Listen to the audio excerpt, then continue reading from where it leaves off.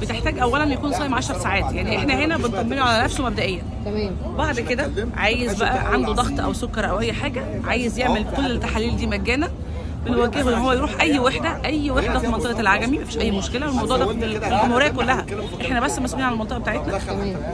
بيروح اي وحده في المنطقه وبيكون صايم من 8 ل 10 ساعات. تمام. وبيروح يعمل باقي التحاليل لانها محتاجه صيام. صحيح. لها سكر تراكمي زي ما قلت، والدهون الثلاثيه والكوليسترول، بجانب الضغط والسكر ووظائف الكلى. كل ده بالبطاقه بس، صح كده؟ في اي مشكله ليها علاقه بالكلى هيتم الاحاله للمستشفى عن طريق السيستم بتاعنا. طبعا هو السيستم بتاع وزاره الصحه، هيوجهوهم للمستشفى، صح بالظبط كده. ايوه. ده لو في مشاكل في الكلى. تمام. لو هو عايز يطمن على نفسه ممكن يفتح ملف في اي وحده ويصرف العلاج بتاعه من اي وحده مجانا. حلو قوي. تمام. دي المبادره الاولى. المبادره الثانيه اسمها صحه المراه. أيوة. ودي خاصه باي بنت من اول سن البطاقه، يعني البنات اللي معاهم من سن البطاقه 16 سنه او 18 سنه لحد فوق، عندها اي عارض ليه علاقه بسرطان الثدي او شك في اي حاجه، حبايه، كلكوعه، الم، اي حاجه من دي، بالدكتوره البشري بتكشف عليها. احنا بننزل في الخارجي معانا ساعات بشري، وساعات بنقول لها لا روحي لوحده افضل. لما يبقى في اماكن زي دي ما فيهاش مكان للكشف بنوجهها انها تروح لوحده افضل. الدكتوره هتفحصها تكشف عليها، ولو في فعلا اشتباه في اي عارض بتعمل لها احاله.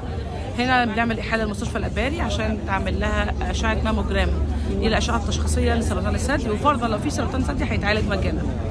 كمان. مجانا، كله مجانا ما شاء الله. المبادره الاخيره هي مبادره الاورام، ودي تستهدف الكشف عن بوادر 4 انواع من الاورام مجانا، اللي هما سرطان الثدي، سرطان القولون، وبالنسبه للسيدات عنق الرحم، بالنسبه للرجال البروستاتا، بالنسبه للرجال البروستاتا. صحيح. تمام. وبالنسبه للطرفين عامه سرطان الرئتين. تمام. يعني بنعمل ايه بالظبط؟ احنا بنقعد مع الدكتور هنا اللي هو المدخل الاساسي بتاع مبادره الاورام، بنسال اسئله. الاسئله دي موجوده على السيستم الخاص بالمبادره، مش احنا اللي حاطينها.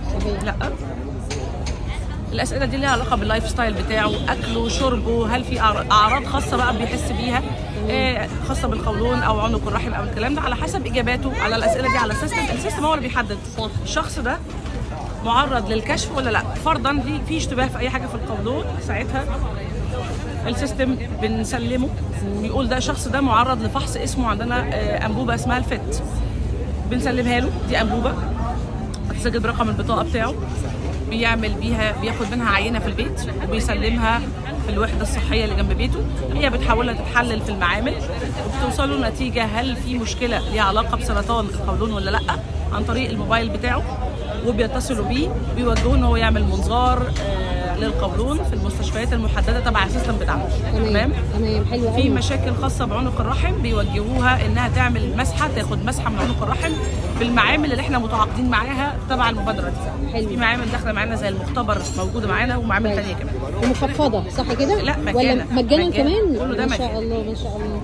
المبادره النوع الثالث اللي هو بالنسبه للرئتين، بنوجهه برضو للمستشفى، بيتعمل له احاله لعمل الاشعه على الرئتين. تمام. ولو في اي حاجه ظهرت هتتعالج مجانا. يعني اي مرض انت اي حاجه من دول بصوره البطاقه بس او بالبطاقه هتكشفي والناس عارفه الكلام ده وهتتعالج. بس في ستات يعني بيأجلوا نفسهم، يعني تفضل تقول لك ايه اصلك انا لا هبقى كويسه وخايفه تروح تكشف. احنا معانا الكشف مجاني، لا مبادره جميله قوي مجاني. ربنا يبارك لكم بجد. في كل حته، في المولات، في الشوارع، في الاسواق، الف خير القائمين على الموضوع ده بجد. في معانا ساعات فترات صباحيه وفترات مسائيه. حلو قوي. المبادره المسائيه دي في الوحدات برضو؟ لا، المسائيه دي احنا ساعات بننزل في الشغل الخارجي بتاعنا في مولات زي مول كارفور، الهانوفير، او مول عجمي ستار، بس ايام محدده. ايام زي ايه؟ طبعا ده بيتغير تبع كل جدول، بس بنسبه يعني بيبقى غير محدد.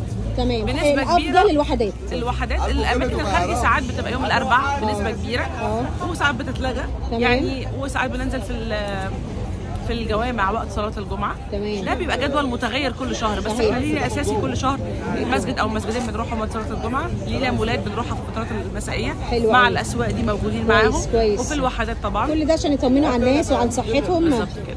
الحمد لله. والمبادره الاخر حاجه اللي انا قلت عليها بالنسبه للبروستاتا برضو بيتوجه للمعمل لعمل تحليل، ولا فيها مشكله هيعمل اشعه ويتعالج مجانا.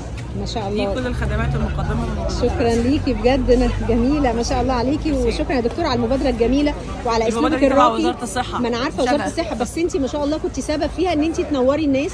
انا واحده من الناس اول مره اعرف المبادره دي، ان هي مجانا بالكامل ما شاء الله لا قوه الا بالله، تحاليلك وكشفك وكل حاجه مجانا. حلوه قوي بجد. شكرا ليكي وعلى ذوقك. تسلمي لي، شكرا.